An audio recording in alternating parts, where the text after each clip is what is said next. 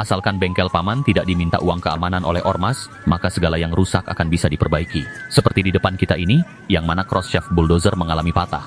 Menyambungnya dengan lem besi tentu tidak akan kuat. Agar cross shaft bulldozer dapat digunakan kembali, pemilik hanya bisa berharap paman berkacamata bisa memperbaikinya.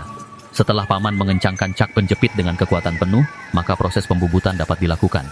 Menghaluskan permukaan patahan menggunakan mata pahat, tentu saja dalam proses perbaikan kali ini memerlukan keahlian tingkat 8.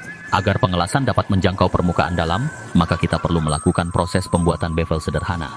Lalu menggunakan mata bor secara bertahap, melakukan proses pengikisan membuat lubang sambungan.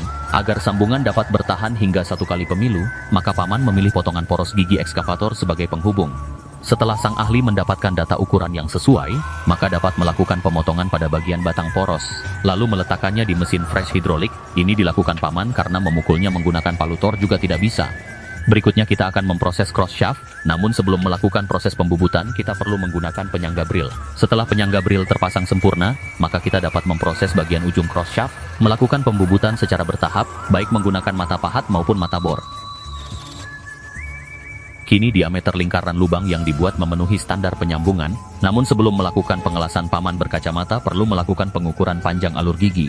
Dalam proses ini tentu saja memerlukan ketelitian dari paman berkacamata, sedikit saja paman lengah maka siap-siap mesin bubut diangkut oleh ormas.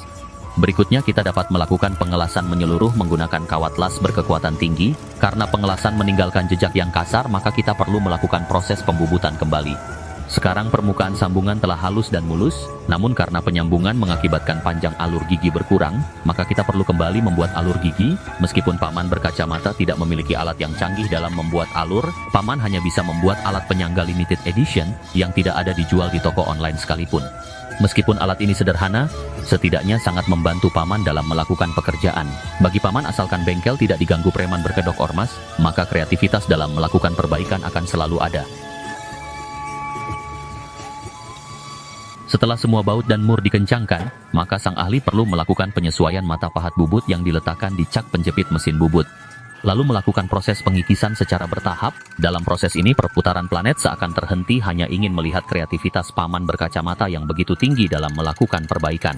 Setelah sang ahli menghabiskan 2 biji Bodrex untuk menghindari sakit mata, dan segelas kopi agar tidak mengantuk, kini proses pembuatan alur gigi secara manual telah selesai. Dengan kemampuan tingkat 8 yang dimiliki paman berkacamata, tentu saja sangat membantu masyarakat yang mengalami kendala dalam kesulitan mencari part baru.